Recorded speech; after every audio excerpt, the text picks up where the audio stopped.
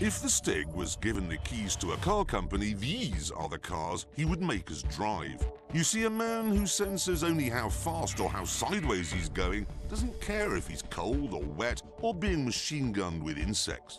You and I do, however.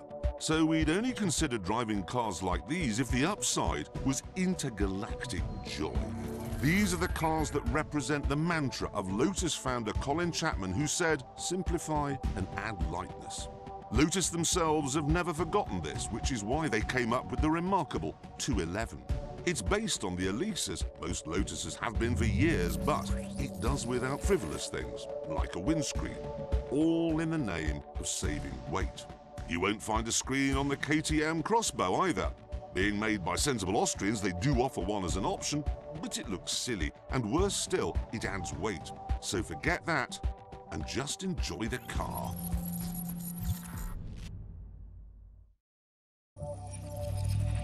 There are fast cars, there are very fast cars, and there are very, very fast cars.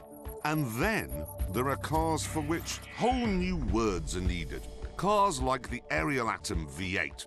When I first drove the original Atom, I didn't believe that the human senses or face could survive any more of a pounding. Clearly, however, the chaps who work in Ariel's top-secret shed in the English countryside thought I was wrong. Which is why, a couple of years ago, Ariel decided it would be a great idea to remove the supercharged 275 horsepower Honda engine from the Atom and replace it with a 500 horsepower V8. Lightweight track day specials simply don't get more extreme than this. Captain Slow still hasn't recovered from driving it, but are you made of stronger stuff?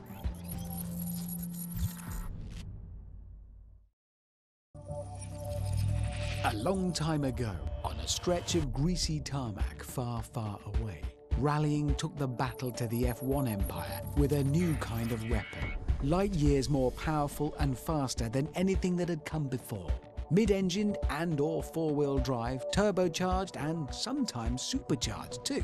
The story starts with the Lancia 037, a mid-engine rear-drive supercar built not for the track, but for snow and ice and gravel and mud. Not so the 500 brake horsepower Lancia Delta S4 and the Ford RS200. The Lancia took a silhouette from the production line. Ford didn't even bother making the car look like a production car.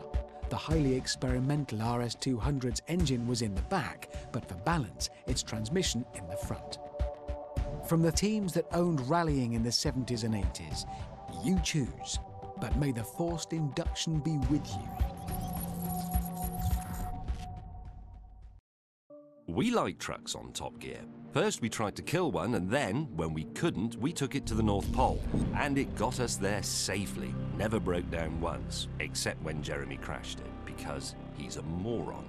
Anyway, trucks of course mean different things to different people. We call the pickup that took us to the pole a truck, while Americans call a Range Rover a truck.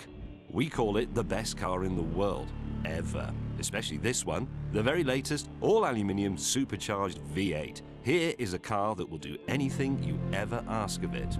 The Jeep Cherokee SR-T8 is an American attempt to create a kind of hot rod Range Rover for people who love buying petrol, lots of it.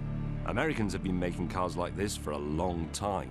The GMC Cyclone is our kind of truck, a pickup, only with a turbocharged V6 and four-wheel drive. That means it can reach 60 miles per hour in less than 3 seconds.